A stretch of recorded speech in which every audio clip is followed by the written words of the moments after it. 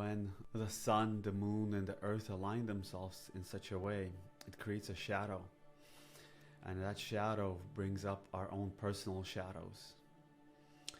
And this past about, I believe, 6 or 9 months, I have been mentioning about the shadow, the opposite of your zodiac sign. So if you are Pisces, the 6 signs away would be Virgo. So the shadow would be the opposite sign that will present itself, and it will allow you to have that deep transformation to see what's going on within yourself. So if you know your astrology, take a look into that. And this is very emotional. A lot of stuff is coming up, and we have to learn how to create boundaries with this energy.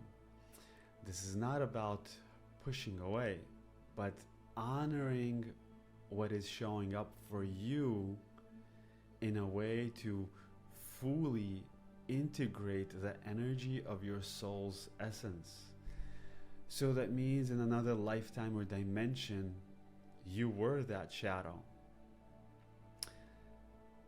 So there's so many different ways to experience that, but it all comes out to how do we create this design, this energetic design that is presenting itself, so you can find a balance through the feeling aspect of what's happening.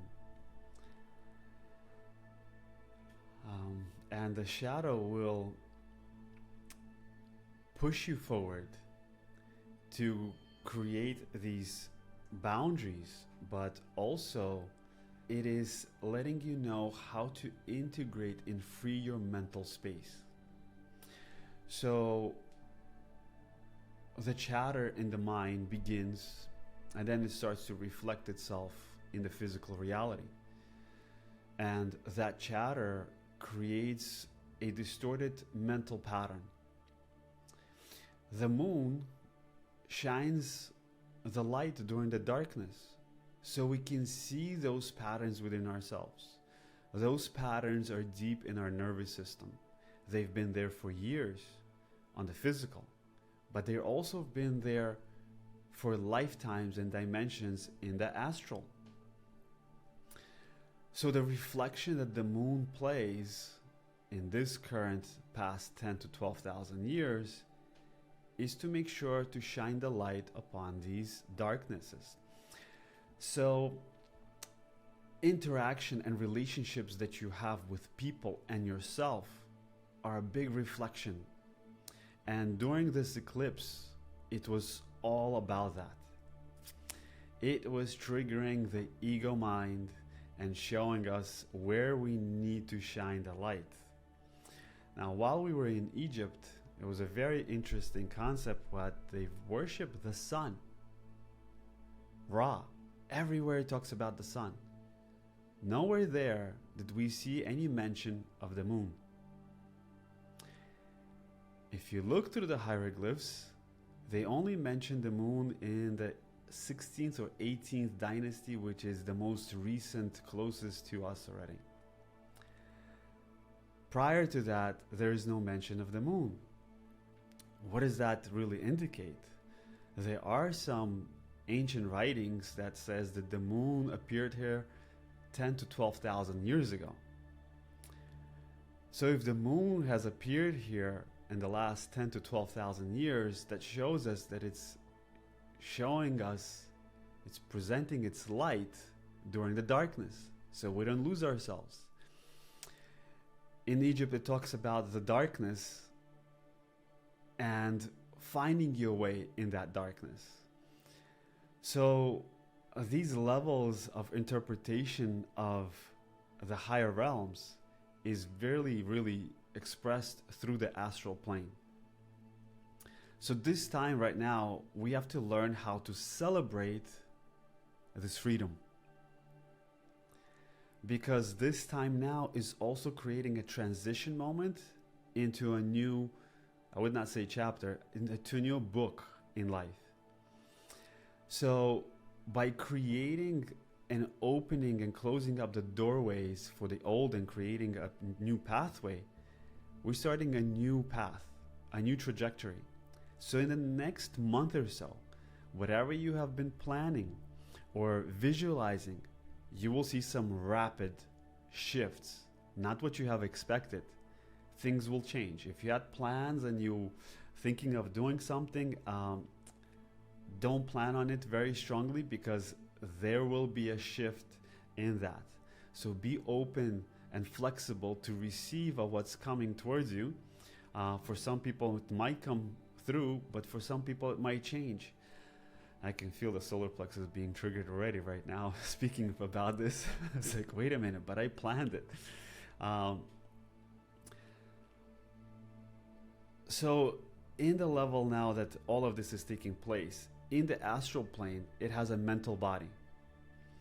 This is where we get to let go of the debris in the mental body, so you can free up the space of your mind to take it to the next level of evolution. Meaning, the mental body is going to be shifting in the next 5 years rapidly. So we're going to create more space in the mind grid at the same time as the earth grid. So if the earth grid is going to be shifting, that means that we will see a lot of disturbance in the field, in just like what we see in the Middle East and everywhere else around the world. The reason is this is happening is because the mind in those spaces of earth is not at peace. It's been always changing through the pull and push aspect. So what can we do about this? We have to change our mind and our belief systems and align ourselves with the surrounding areas and environments that can hold the space for the highest, greatest good.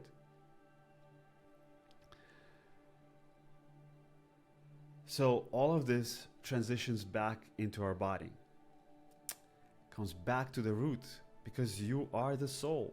You are the gatekeeper. You are the key.